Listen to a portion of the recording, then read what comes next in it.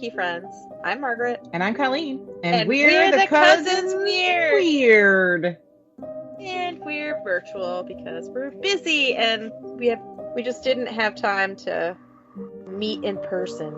Too much happening. I can't leave the animals home alone at night on a school night, to get into stuff. I've been exposed to COVID and the stomach flu this week. So lovely. Or the stomach bug. So you don't want me Fingers around you. Yeah, no. fingers crossed. I'm good for COVID because, I had it. That's true. So hopefully I don't get it again. You just but, had it. You never know. I mean, I've had it 3 times. So. I officially have only had it twice, but I'm pretty sure it was 3 times because I think I gave it to you the second time you had it, the third time. Yeah. I don't remember. Yeah. Whatever. So yeah, that's always fun. It's like I've tried to think of things that are new in my life, and my brain is tired, and I'm not feeling very witty tonight, I guess. I did. My brain's tired too. I slapped makeup on my face today, and I'm feeling cute. I'm wiggling my eyebrows at you. We're in my Star Wars palette.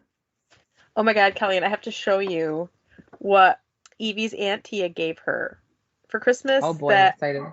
I'm not saying I stole it. I think you stole it. I might have stolen it because of what it is. Mandalorian crochet? Yes. Oh, that's nice. You stole that completely. Well, she's learning to crochet, but she's letting me use the look at patterns. Look at it. It even has this little Grogu. Yeah. And you're gonna make me it then, right? Crocheting myself up a dinjar, and I might make it life size, but maybe not. Margaret, Ruben will go to bed. Mark's like, sorry, no room. There's no room. Life size. I'll even find out Pedro Pascal's height and make it that tall. Good idea. I like it. And I started watching The Last of Us, and it ruined me, Colleen. Oh my God. It wasn't even halfway through the episode, and I'm sobbing. It was horrible. And I knew the whole time, because in the beginning, they're setting things up a little bit. I was nervous. I'm like, oh my God, this Don't say things show's that gonna people give me nightmares. It was just amazingly good, though. Very good. I love feeling like that. I was so nervous. It was amazing. Did you see it? Did you watch it yet, the show? I did watch it, and the first episode of the show is basically the opening of the game. And I've played the opening of the game before, and I've watched Rich play it lots of times, and it kills me every time. And I knew it was coming, and it killed. I mean, I've never had a video game make me cry before, and that video game makes me cry. I was heartbroken. And I was literally, we're not even 10 minutes in, and I'm sobbing. I don't even. They don't give you a lot of time with the characters, but they don't need to, just because the little bit they give you is enough. You know what I mean? And I'm like, oh my God, this is gonna kill me. The show is gonna freaking destroy me. Oh, it's awful. It was just. My dogs are nonstop barking, so I'm going to be muting myself as to not be that annoying, because Griffin has his niece and nephew over, and they are just being kids up there, and the dogs are freaking out about it, so I can't do anything about it. So they're upstairs running amok because they're kids, and the dogs are freaking out, and I don't know what to do about it. So we're just I'll mute myself when I don't have to talk, and hopefully it's not so bad. Okay. Well, I'm talking about something new today. I'm going historical again. We're doing ancient history and modern history all rolled into one. It's cool. It's a cursed place we're talking about. Ooh, and exciting. So we are talking today about La Ciudad Blanco, and I hope I'm saying that right. It's been many years since I took Spanish, so hopefully I'm not making it sound terrible, but it's the White City, and it is the first mention of this city was in 1526. We're talking Honduras. This is the Amazon jungle, the rainforest, so it's thick and lots of creatures live in there. It's probably humid. Yes, the Spanish conquistador, real asshole, because that's all the conquistadores were assholes, because conquistadores. By the name of Hernando Cortez. I've seen his name like Herman, and we're gonna say Hernando because that was the last one I read, so I that's what like we're going that with. better. Yeah, So, he wrote about when he was writing back to one of the King Charleses of Spain. There was too many of them. Most of them I also think were the big chin people, the inbred that had the big chins. I think these are those oh Charles. yeah. Oh. Habsburgs. I think it's them. He wrote about a city of great wealth, and there were two names that he called it, he referred to it by Hueytepalan, and that literally means the land of red earth, or Chuicutaco. And all I know is the word taco is in it, and I like it. Well, yeah, So, and that's tacos. I mean, come on. Xucutaco. So, Hucataco, maybe? That sound right? Sounds delicious, whatever it is. Okay. And he tried. He had heard the Aztecs or the Mayans that he had, befriended but conquered, enslaved. He heard them talking about the city of great wealth that was in the rainforest, and he tried on many occasions to find it, to conquer it, because he wanted those riches. He looked for 6 years for the city, could never find it. He's also the same guy who wrote about El Dorado, which was the famous gold mine. It was from the same area. So when they talk about El Dorado, it was this huge gold cache in South America or Central America, But this city was located near where this mine was supposedly located. So that's kind of like a lot of the folklore behind it. It's like nobody saw it, but a lot of people talked about it, Ah, That's kind of the basis of most folklore, right. right? Yeah, like the Fountain of Youth, things like that. No Right. one really saw it. They just talked about it. The legend of the White City from the locals, it's named the White City because the stones that they used to build the city were white. So it's literally white. The city's made with white stones.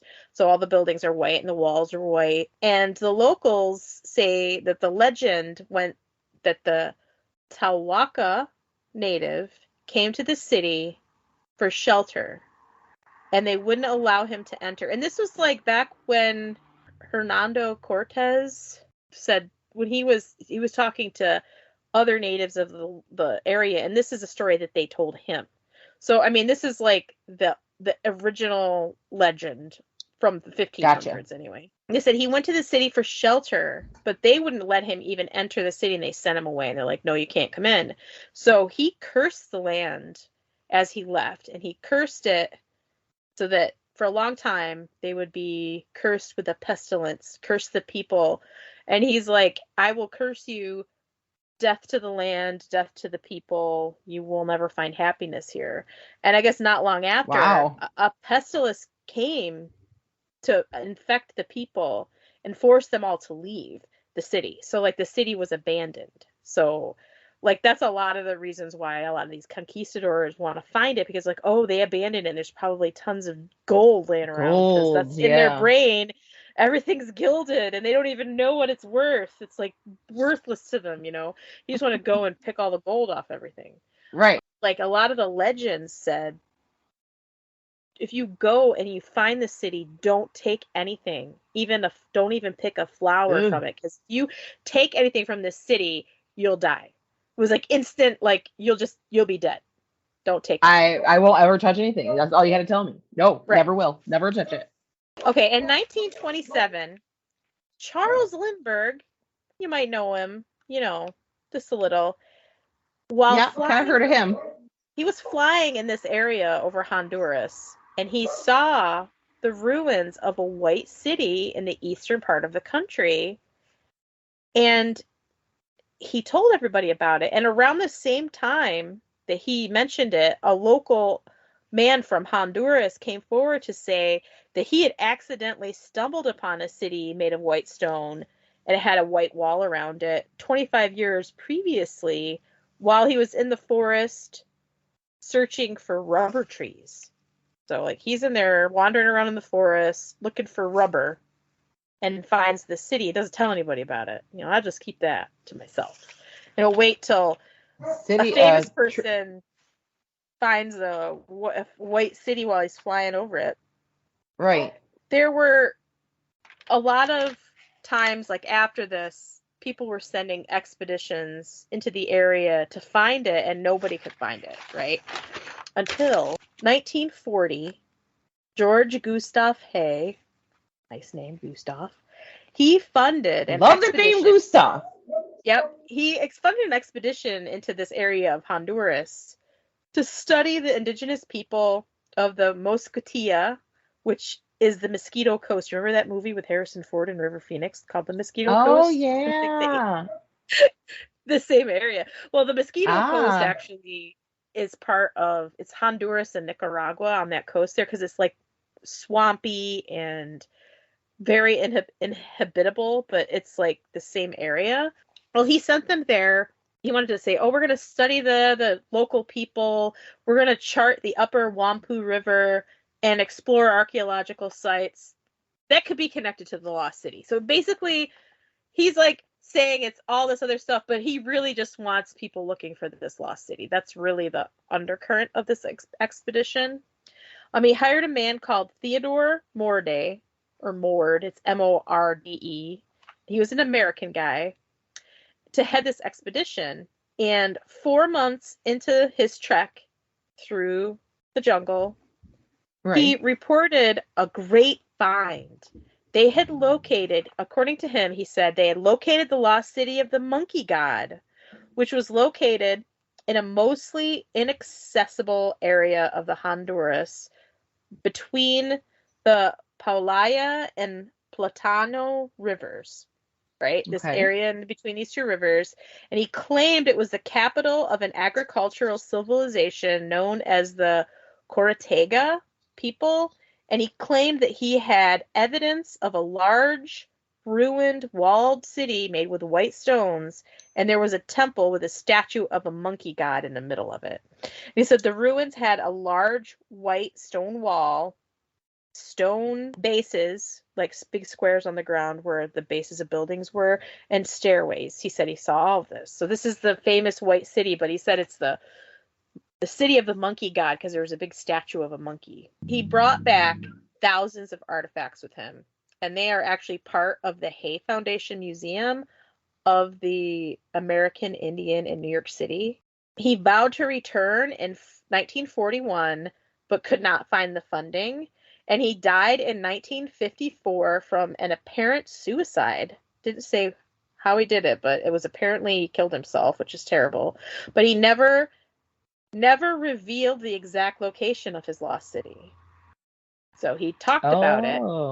He didn't take any pictures, even though he could have, because this is the 50s or the 40s, 1940, and cameras were like around, But I shared with you a rendering, a drawing that somebody did based off of what his descriptions were. It's pretty comical. Right. It looks like an old King Kong movie. Oh, I bet. Yeah, with a big monkey in the middle. Yep. Mm-hmm. Mm-hmm. And in the 50s, there was another push to find the lost city, but it still remained hidden. So there's like all of these people had the fever. It's kind of like in the turn of the century with the mummies. Like everybody wanted to find mummies, right? Right. And now, in this part of the area, everybody wanted to find lost cities in South America and Central America because that's where the gold is, Well, yeah. I mean, I want to find gold. Yeah. It wasn't until the 2000s and the use of something called LiDAR that the location of the ruins were finally found in the thick Amazonian jungle. Ooh. And I'll tell you what, LiDAR is a light detection and ranging is what that stands for. Or laser detection and ranging. Yep. It's lasers, okay. Yep. It's a combination of a 3D lasers, a 3D scanning, and a laser scanning together. It's mostly used to make high resolution maps. It can even like it can go through, you can use LiDAR over like the ocean floor to detect what the surface of Oh, right, looks right, like. And you could do it on the ground and they'll fly planes over it with these little things that hang off the back, the kind of like right. testicles. Right. And it can Balls. even detect and target a wide range of materials like non-metallic objects, rocks, rain, chemical compounds, aerosols, clouds, and single molecules. Isn't that crazy? Wow. It had the ability to filter out vegetation. So the problem before is people, like in the 40s and the 50s, people were just flying over the jungle.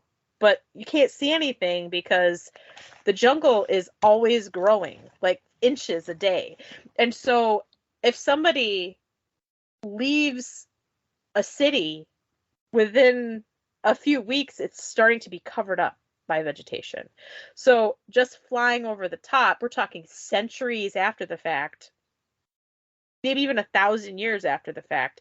You're not Right. gonna be able to see anything because it's gonna look like the jungle because it's basically the jungle at this point. Even though the rocks are still there, they're under a lot of vegetation and you can't see it with a naked eye. Everything's grown over. Yeah, and there's trees growing in there, and so like you can't see it. It's only the part where they had like the Pyramid of the Sun, where the top of it was showing, that is how they found it. It's like most everything else is like just covered and you can't find it. So it takes they use this LiDAR, and that's how they ended up finding the city in Honduras. That's So fascinating. it's found. They know where it is. No one knows who built the city on rock and roll. Sorry. You've been waiting all day for that. I have been. It's like no one knows who built this city on rock and roll. Woo, sorry. We built this city. Sorry. Sorry. My 80s heart was very happy just then. Or when they built the city. No. I can't. It's like never ending. I'm such a jerk. I'm such a dork. So they don't know who built it and they don't know when they built it, but they built it. It's there. It's been there.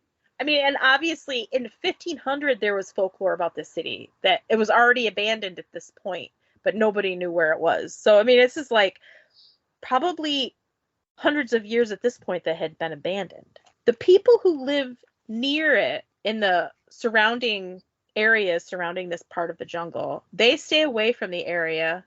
They're like, there are many legends regarding this area of the rainforest. People who have ventured into the rainforest looking for the city disappear, never seen again.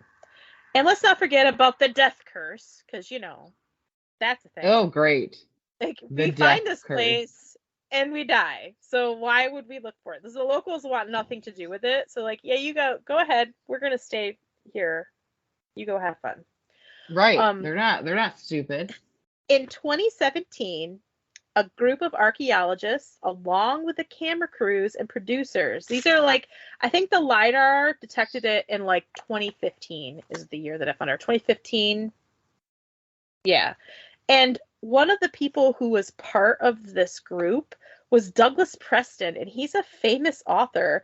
He and Lincoln Child wrote the book Relic, which they made a movie off of in 1997. Remember that movie Relic?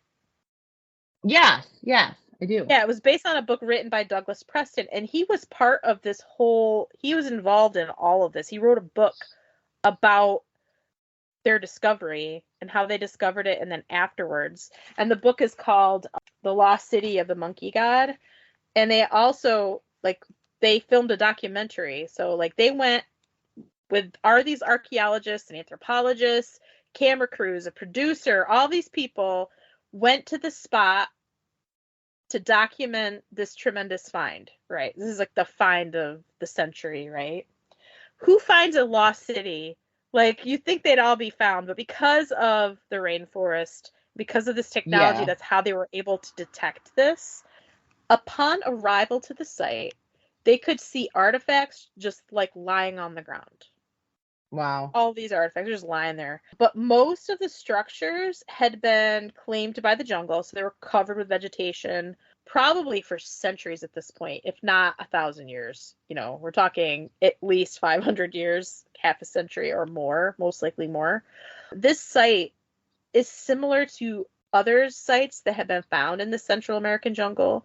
There are mounds that most likely are buildings that have been covered over from the centuries that they've been neglected. Right. So before work at the site could progress to the actual like digging and like excavating, because they're just there. This whole crew is there. They're all excited. They're just finding a lot of the carvings and the sculptures that are visible that are just there. They're mapping things out. They're getting things ready. They're getting eaten alive by bugs. They have bug bites over their whole body, like covered. Hundreds. Ugh. Each person has hundreds of bug bites on them. I cannot No, imagine thank how awful you. that is. I'm like, just dip me in DEET multiple times a day, and I will have defects on my body, but I will not have bug bites. That is fine with Have me. you ever watched Naked and Afraid? No, because the thought Oh, I of bug have. bites, I can't. No. And there's one I've never seen. This one girl had bug bites on every part of her. There was no skin that Ugh, wasn't bit. It was terrible. it's I'm like, no, terrible. thank you. But anyway, so they're all covered with bug bites, and before they could even start to the excavating, they all left because over 60% of the people that were there were sick. That's 60% horrible. were sick. And you know what they were sick with? A mysterious flesh-eating disease, Colleen. Yeah, Oh God, all of that's my them. nightmare. All of them had bug bites that didn't go away, that progressed and got bigger and bigger and bigger and became open sores from a bug bite. Oh, Isn't that the most horrifying thing you've ever heard? That's no, horrible. thank So you. you go there, you get malaria vaccines, you get all this stuff to prepare you for being in the jungle, and then you get Yeah, bug bites that turn into flesh-eating disease. Like, no. great. Yes. That's why So, I'm never going to the rainforest. There's too many variables there. No, thank you. yeah, 2 people had to be hospitalized and almost died because of this. So I bet. had to have everybody had to have a doctor's intervention. They had to have Oh, medical okay. intervention because they could have died. It's fatal if you don't treat it. And so some of them had it bad enough where they had to be hospitalized because the sores were big enough. They had to have like intravenous like antibiotics and stuff like that. And they almost died. 2 people. Yuck. Isn't that awful? Just to go and From they weren't even attacked by like jaguars or animals. anything. It was I this know. was bugs. It was just slow death. How awful. It's ridiculous. Yep, they said it started out as hundreds of bug bites covering their bodies, and they all had a couple that just didn't want to heal up, and they just kept getting bigger and bigger and bigger. And a month after they returned home, they had open wounds that wouldn't heal, and they needed medical treatment to prevent death. Because, yeah, fun. Horrible. Horrible. So the site has been abandoned, and no one has been brave enough to return there. Can you imagine I don't why? blame them. I'm not God, going. you know, it's like the NIH, the National Institutes of Health, they did gene sequencing on this flesh disease, and it was a new and more virulent form of leishmaniasis, which is a parasitic flesh-eating disease spread by sand flies. If left untreated, Ew. it's fatal. So it's a new disease. It's a new version of this flesh-eating thing. I don't like it. Yeah, I don't either. And it's I like, don't like it at all. is this what drove the original inhabitants away? Is this the curse from that guy? Like, Right. everyone that was there had it. Everyone. It's just I think that it was the horrifying. curse. Yeah, it's like, you better not go back. I was like, I don't think we should go back there. How do you prevent that? Like, if these sandflies are spreading this parasite all over, there's no way to combat that. Whoever goes there is going to get it. Like, guaranteed. Ugh. No thanks. Don't need to go there. Don't need gold that bad. And when they originally scanned the area with the LiDAR, they found 14 different cities around. Like, there's 14 total. There was the big one, and then there was like 13 scattered around, like almost like crazy. suburbs. And they said it's set up like Aztecs had their city set up the same way. The lost city of the monkey god which due to modern discoveries has been like renamed the city of the jaguar. That's what they call it now. So like they're calling it the lost city of the monkey god because of that guy who in the Who saw 1940s the, who said he yeah, who saw a drew city like this. King Kong City. Yeah. So about that guy, King Kong guy? yeah, Douglas Preston, the man who wrote the book and he was part of the documentary team. He obtained Mord's journals during his research to go there because he's trying to research all of this. This is when they're doing the LiDAR and he's trying to research all the history about the lost city. And he revealed his deceit in his book, The Lost City of the Monkey God. He talks about how Mord was actually a spy and he was mining gold in an entirely different area of Honduras than where the city was actually found. And he bought all those Oh, artifacts he bought at the coast before returning home. So what a he could jerk. say, like, all of it was all a lie. He never found anything. What a jerk. Yeah. So, like, the Lost City of the Monkey God doesn't exist. It was all fake. It was a fraud. He's a big fraud. Big old con fake artist. fraud. Yeah. And, yeah, Big so that's loser. the City of the Jaguar. That's what they called it. The The city of the city they found, Jaguar. anyway. Yeah. Never I want to think go I there. think there was lots. Yeah, I think there was a lot of the art had a lot of jaguars in it that they could see, and I think that's why they called it that. But the documentary, I actually wrote it down. It's hard to find. Like I went searched on YouTube, I could not find it. I found a really cool. I have no words right now. Interview. Okay. I found a cool interview with people that interviewed Douglas Preston like after his book came out, but I could not find the original documentary. I guess it's really hard to find. It originally aired on the Science Channel on October 31st of 2021. So that was like over a year ago, year and a half ago. But Oh. yeah. But the book, you can get the book. I did not get the book because I didn't realize, because when I started researching this, it was because I watched an episode of The Unexplained with William Shatner and he talked about it. And I'm like, I need to do Oh. some research about that. And then by the time I started researching it and then I got to the part about the book, like A book? it was too late. I'm like, I don't have time. I have to do this in like 2 days. I don't have time to get the book and then read the book. So like, yeah, we'll just Right.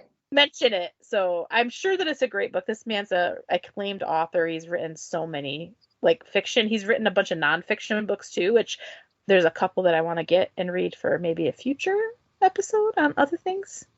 So Yeah.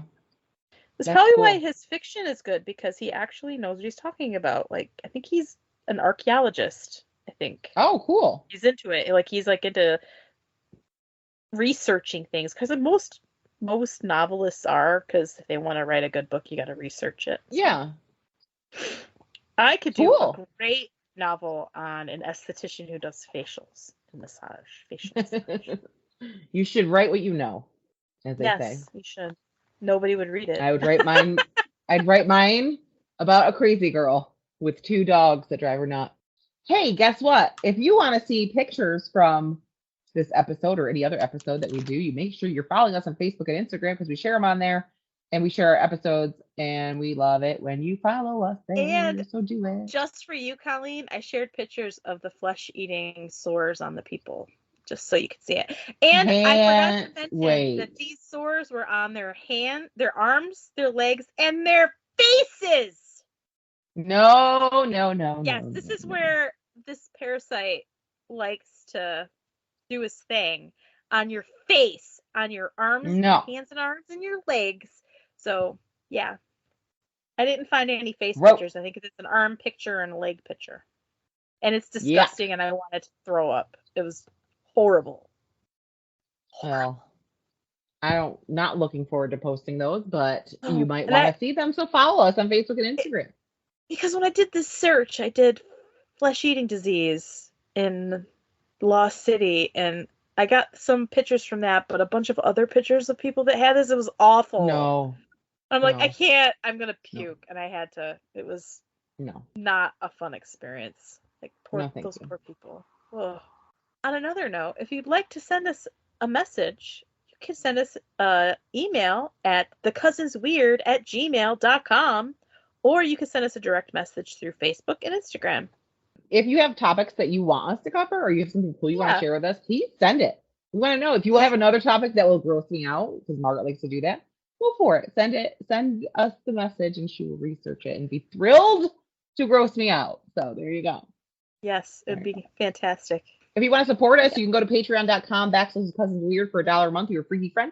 You get bonus episodes and a free sticker. And then for $5 a month, you're a terrible trender. You get the same stuff, but you also get ad-free episodes, a yearly gift, and a monthly chat with other Patreons and us. And the best way to support us is to like us, subscribe to our podcast through whatever platform you listen to us on, whether it be Spotify, Apple, Amazon, iHeartRadio, Spreaker, any of that. Yep. You can rate us and like us. That's the best way to support us, honestly. It gets us out there.